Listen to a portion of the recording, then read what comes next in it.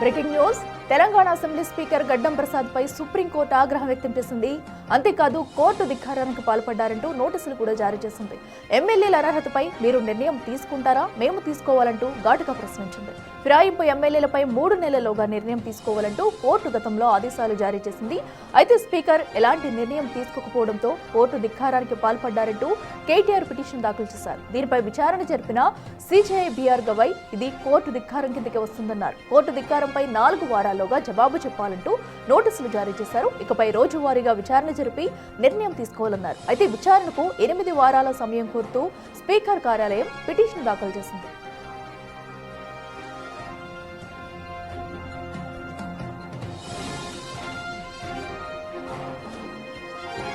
ఇసిరెటక Telangana assembly speaker గడ్డం ప్రసాద్ పై కూడా supreme court అయితే ఆగ్రహం వ్యక్తం చేసింది. కోర్టు ధిక్కారానికి పాల్పడ్డారంటూ నోటీసులు కూడా జారీ చేసింది. సో ఏదైతే అటు ఎమ్మెల్యేల అనర్హతపై మీరు నిర్ణయం తీసుకుంటారా, మేము నిర్ణయం తీసుకోవాలంటూ ఘాటుగా ప్రశ్నించింది. ఇక ఫిరాయింపు ఎమ్మెల్యేలపై 3 నెలల్లోగా నిర్ణయం తీసుకోవాలంటూ కోర్టు గతంలో ఆదేశాలు అయితే జారీ చేసింది. సో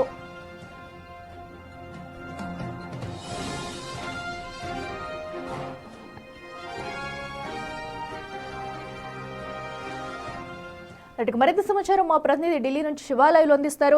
శివ, చెప్పండి, ఏదైతే పార్టీ ఫిరాయింపు ఎమ్మెల్యేలపై ఇప్పటి వరకు కూడా ఒక నిర్ణయం అయితే తీసుకోలేకపోయారు, ఇంకా విచారణ కొనసాగుతూనే ఉంది. సో దీంతో సుప్రీంకోర్టు కూడా అటు స్పీకర్ పై కూడా ఆగ్రహం వ్యక్తం చేస్తూ ఈ రోజు అయితే ఒక నిర్ణయం తీసుకుంది. మరి ఇప్పుడు తదుపరి అటు స్పీకర్ ఏం చేయబోతున్నారు అనుకోవచ్చు, ఎందుకంటే మరొక 8 వారాల్లోగా కూడా దీనిపై ఒక క్లారిటీ ఇవ్వాలంటూ చెప్పుకొస్తున్నారు. ఎలాంటి నిర్ణయాలు తీసుకునే అవకాశం ఉంది? రైట్, ప్రధానంగా చూసుకుంటే ఈరోజు తెలంగాణ పార్టీ ఫిరాయింపు ఎమ్మెల్యేలకు సంబంధించిన కేసు సుప్రీంకోర్టులో విచారణ జరిగింది. జస్టిస్ బిఆర్ గవై, ప్రధాన న్యాయమూర్తి బిఆర్ గవై అధ్యక్షతన జరిగిన ఈ బెంచ్ విచారణ జరిపింది. అంటే 3 నెలలుగా నిర్ణయం తీసుకోవాలంటూ గతంలో ఆదేశాలు ఇచ్చిన నేపథ్యంలో, అంటే జూలై 31కు ఆదేశాలు ఇచ్చారు, అక్టోబర్ 31 కంప్లీట్ కావాల్సింది. కానీ ఒక వారం రోజుల ముందు మరో 8 వారాలు సమయం ఇవ్వాలంటూ కూడా కోరిన నేపథ్యంలో దానికి సంబంధించి కోర్టు ధిక్కార పిటిషన్ కూడా అటు BRS working president KTR petition దాఖలు చేశారు. దానిలో భాగంగా ఈరోజు కోర్టు ధిక్కారణ కేసుపైన విచారణ జరిపారు. అంటే విచారణ జరపకపోవడం కోర్టు ధిక్కారణ కిందే వస్తున్నట్టు కూడా ప్రధాన న్యాయమూర్తి జస్టిస్ బిఆర్ గవై స్పీకర్ పైన ఆగ్రహం వ్యక్తం చేశారు. ఈ నేపథ్యంలోనే స్పీకర్కు నోటీసులు కూడా జారీ చేశారు. మరో 4 వారాల్లోగా ఈ విచారణ కంప్లీట్ చేసి, అంటే రోజువారీ విచారణ చేసి దీన్ని కంప్లీట్ చేయాలంటూ కూడా జస్టిస్ బిఆర్ గవై ఆదేశాలు జారీ చేసిన నేపథ్యంలో 4 వారాల్లోగా స్పీకర్ కార్యాలయం ఎటువంటి విచారణ జరిపిస్తుంది, ఎటువంటి నివేదిక సమర్పిస్తుందని చూడాల్సి ఉంది. ప్రజెంట్ మనతో సుప్రీంకోర్టులో బీఆర్ఎస్ తరఫున వాదించిన అడ్వకేట్ ఉన్నారు మోహిత్ రావు, వారిని అడిగి మరింత సమాచారం తెలుసుకుందాం. సార్ మోహిత్ రావు గారు చెప్పండి.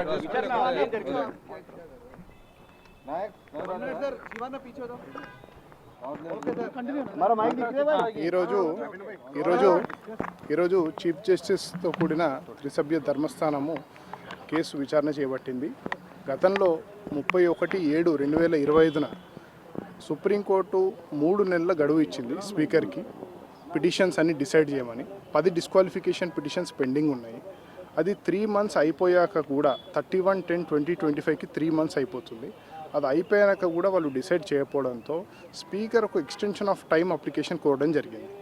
అదేవిధంగా పాడి కౌశిక్ రెడ్డి గారు, కేటీఆర్ గారు ఒక రిట్ పిటిషన్ ఫైల్ చేయడం జరిగింది అండ్ ఒక కంటెంప్ట్ కూడా ఫైల్ చేశారు.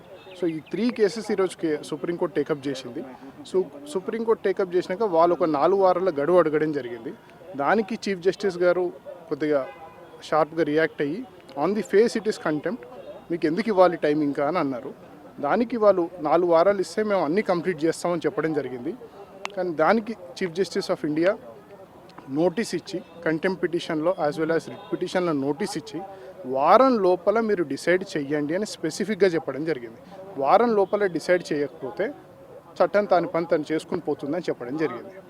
అలా చెప్పి 4 వీక్స్ తర్వాత కేసెస్ పెట్టారు. ఈ రిజల్ట్ అంతే చెప్పమని చెప్పడం జరిగింది.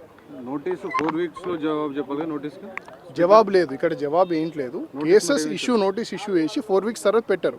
ఒకవేళ కనుక ఈ 4 వారాల లోపల దర్యాప్తు జరగకపోతే ఫామ్ 1 కంటెంప్ట్ ఆఫ్ నోటీస్ కింద ఫామ్ 1 ఇష్యూ చేసి దాని నెక్స్ట్ స్టెప్స్ తీసుకోవడం జరుగుతుంది.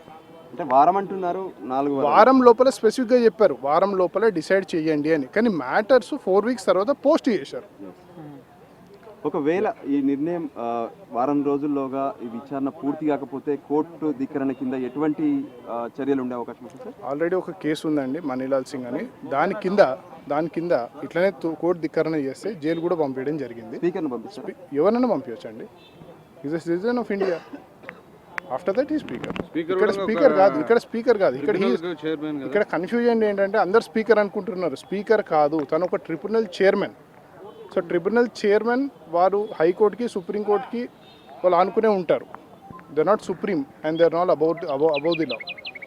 సార్ ఈ 10 మంది ఎమ్మెల్యేలలో 8 మంది విచారణ జరిగింది. సో దీనికి సంబంధించినటువంటి విచారణ విషయంలో మీకున్నటువంటి విచారణకు సంబంధించినటువంటి అంశాలు ఏమున్నాయి? అంటే కోర్టు ముందు జరిగినటువంటి సందర్భంగా 10 కేసులలో మేము ఒక టేబుల్ ఇవ్వడం జరిగింది కోర్టుకి. 10 కేసులలో 4 కేసుల్లో విచారణ 24/10/2025కి పూర్తి చేయడం జరిగింది. కానీ దానికి జడ్జిమెంట్ ఇప్పటివరకు ఇవ్వలేదు, 3 వారాలు అయినా కూడా. మిగతా 4 పిటిషన్లు నిన్న సాటర్డే రోజు ఎవిడెన్స్ కంప్లీట్ చేయడం జరిగింది. మిగతా 2 పిటిషన్లు కడియం శ్రీహరి గారు అండ్ దానం నాగేందర్ గారు వాళ్ళవైతే ఇప్పటివరకు ముట్టుకోలేదు. అది కూడా ప్రస్తావించడం జరిగింది కోర్టు ముందు. కోర్టు అది కూడా పనిలోకి తీసుకున్న తర్వాత మీరు ఇన్ని రోజులైనా కౌంటర్ వేయకుండా కూడా అడ్వర్స్ ఇన్ఫరెన్స్ డ్రా చేయమని ఆల్రెడీ జడ్జిమెంట్లో చెప్పారు. ఎవరైనా ప్రొటెక్ట్ చేయడం జరుగుతాయి, డిలే చేయడం జరుగుతాయి. అది ఉన్నప్పటికీ కూడా మీరు ఎందుకు ఏం యాక్షన్ తీసుకోలేని కూడా అడగడం జరిగింది. That is up to for మేము చెప్పి వాళ్ళు counter deliberate violation of the order of the supreme court. నిర్ణయం తీసుకోవాలని చెప్పారు కదా, నిర్ణయం తీసుకున్న తర్వాత అసెంబ్లీ స్పీకర్ కార్యాలయం నుంచి అఫిడవిట్ ఫైల్ చేయాల్సి ఉంటుందా, లేక డైరెక్ట్గా 4 వీక్స్కే మ్యాటర్ హియరింగ్ ఉంటుంది? వాళ్ళు 1 వీక్లో తీసుకుంటే వాళ్ళు నెక్స్ట్ డేట్ ఏదైతే రోజు కేసు మళ్ళీ లిస్ట్ అవుతుందో ఆ రోజు చెప్పొచ్చు వచ్చి మేము ఆల్రెడీ డిసైడ్ అయింది కేసెస్ అని చెప్పొచ్చు. ఈలోగా జడ్జిమెంట్ ఇవ్వాల్సి ఉంటుందా speaker has to decide everything with in 1 week అని చెప్పడం జరిగింది క్లియర్గా. ఒకవేళ కనుక వారంలో అన్ని డిసైడ్ చేయకపోతే హిల్ ఫేస్ కంటెంప్ట్ అని కూడా చెప్పడం జరిగింది. రోజువారీ విచారణ జరపమని కూడా ధర్మాసనం వ్యాఖ్యలు చేసింది కదా, అందులో మిగతా ఇద్దరు కూడా వాళ్ళు ఒకవేళ రోజువారీ విచారణకు హాజరు కాకపోతే ఏంటి ఆ పరిస్థితి? కోర్ట్ ఆఫ్ కంటెంప్ట్ కింద స్పీకర్ మీద 31/7/2025 జడ్జిమెంట్లోనే 3 monthsలో కంప్లీట్ చేయండి. ఒకవేళ ఎమ్మెల్యే ఎవరైనా డ్రాగ్ ఆన్ చేస్తే వాళ్ళకి అడ్వర్స్గా ఇన్ఫరెన్స్ డ్రా చేయమని జరిగింది. దాని అర్థం ఏంటంటే ఎవరైనా డిలే చేస్తే ఎమ్మెల్యే వాళ్ళకి అగేన్స్ట్గా వెయిట్ వేయవచ్చు డైరెక్ట్గా. అయినప్పటికీ కూడా వాళ్ళు కౌంటర్ ఇప్పుడు ఆల్మోస్ట్ ఒక 4 months అయింది, అయినా కూడా వాళ్ళు కౌంటర్ వేయలేదు. అయినా కూడా స్పీకర్ గారు ఏం చర్యలు తీసుకోలేదు. ఇవన్నీ కోర్టు దృష్టికి వచ్చాయి. స్పీకర్ ఒక మాట అన్నారు, మీరు డిసైడ్ చేస్తారని నేను డిసైడ్ చేశాను. ఒక ఛాన్స్ ఇచ్చారు, ఇంకొక ఛాన్స్. వాళ్ళు ఒకవేళ 1 వీక్లో అన్ని డిసైడ్ చేస్తే వెళ్ళను కూడా, లేకపోతే సుప్రీంకోర్టు సుమోటో కూడా డిసైడ్ చేయవచ్చు. అనర్హతలు ఇంతకుముందు రాజేంద్ర సింగ్ రాణా జడ్జిమెంట్లో డిసైడ్ చేయడం జరిగింది. అండ్ కేశవ్ మేఘా చంద్రలో అసెంబ్లీ గేట్ కూడా తాకకుండా చేయడం జరిగింది. ఎమ్మెల్యేని ప్రొహిబిట్ చేసింది అసెంబ్లీలో ఎంటర్ కాకుండా. సో ఇంతకుముందు చాలా జడ్జిమెంట్స్ ఉన్నాయి అవన్నీ. But supreme court as a constitute measure ఇంకొక ఛాన్స్ ఇచ్చింది. అంటే పార్టీ జెండాలను మేము కప్పుకోలేదు, పార్టీలో చేరలేదు, బీఆర్ఎస్లోనే కొనసాగుతున్నామని చెప్పి అత్యధికంగా అంటే 8 మంది ఇప్పుడు విచారణ జరిగినటువంటి వాళ్ళందరూ కూడా అదే చెప్పినట్టుగా అది ఏదున్నా కూడా దాని మీద డెసిషన్ ఒకవేళ వాళ్ళు బీఆర్ఎస్లో ఉన్నారని వాళ్ళు రూలింగ్ ఇస్తే ఏంటి మీరు ఏం చేసుకోవచ్చు. దాని తర్వాత జ్యుడిషియల్ రివ్యూ ఉంటుంది, దాని మీద హైకోర్టుకి వెళ్ళొచ్చు. దానికి మీరు మీ పార్టీలో ఉన్న సంతృప్తి చెందుతారా లేకుంటే వారు ఎట్లా? ఫస్ట్ అసలు స్పీకర్ హర్డిల్ క్రాస్ కానివ్వండి, ఫస్ట్ జడ్జ్మెంట్ రానివ్వండి. అది వచ్చిన తర్వాత నెక్స్ట్ ఏంటనేది తర్వాత అప్పుడు డిసైడ్ చేయవచ్చు. అంటే వాళ్ళు ఆల్రెడీ మేము ఏం తప్పు చేయలేదు, మేము ఆ పార్టీలో ఉన్నాక ఇంకా ఎక్కడ తప్పు ఎక్కడికి సాధ్యం ఉంటుంది. దానికి జడ్జిమెంట్ ఇవ్వాలి కదా. సుప్రీంకోర్టు అడిగింది వాళ్ళని జడ్జిమెంట్ ఇవ్వమని. దాంట్లో జడ్జిమెంట్ పాస్ చేయడానికి ఏమి ఇబ్బంది? అంటే నమ్మడానికి లేదంటారు వాళ్ళ మాటల్ని బీఆర్ఎస్లో ఉన్నామని చెప్పి. మా సైడ్ ఎవిడెన్స్ మేము పెట్టాము వాళ్ళ ముందు. వాళ్ళ పార్టీ మారారని క్లియర్ కట్ ఎవిడెన్స్ ఉంది, ఫోటోగ్రాఫ్స్ ఉన్నాయి, మీడియా రిపోర్ట్స్ ఉన్నాయి, అన్నీ ఉన్నాయి. సో అయినప్పటికీ వాళ్ళు ఒక డెసిషన్ తీసుకోవాలి. 3 monthsలో 3 months పాస్ అయింది, 4th month ఇది. వాళ్ళు అయినప్పటికీ డెసిషన్ తీసుకోవాలి. అది మనకు తెలియదండి. జడ్జిమెంట్ రానివ్వండి, జడ్జిమెంట్ వచ్చిన తర్వాత చూద్దాం స్పీకర్ గారు ఏం జడ్జిమెంట్ ఇస్తారు. 100% వస్తాయి. ఆ రోజు నేను అదే చెప్పాను, ఈ రోజు అదే చెప్తాను, రేపు కూడా ఇదే చెప్తాను. 100% 10 స్థానాలకు ఉప ఎన్నికలు వస్తాయి.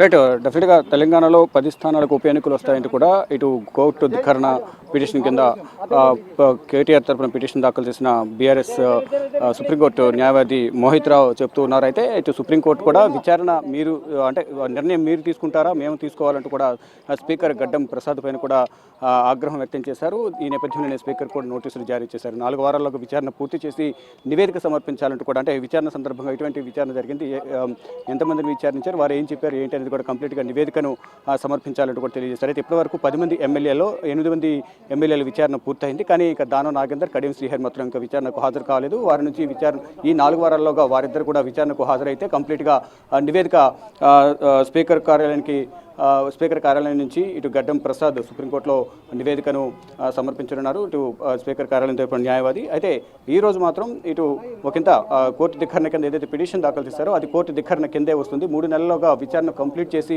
నివేదిక సమర్పించాలని కోరాము. ఎందుకు నివేదిక సమర్పించలేదు, ఇది కోర్టు ధిక్కరణ కిందే వస్తుందంటూ కూడా కేటీఆర్ దాఖలు చేసిన కోర్టు ధిక్కరణ పిటిషన్ను సుప్రీం ప్రధాన న్యాయమూర్తి జస్టిస్ బిఆర్ గవై సమర్థించారు.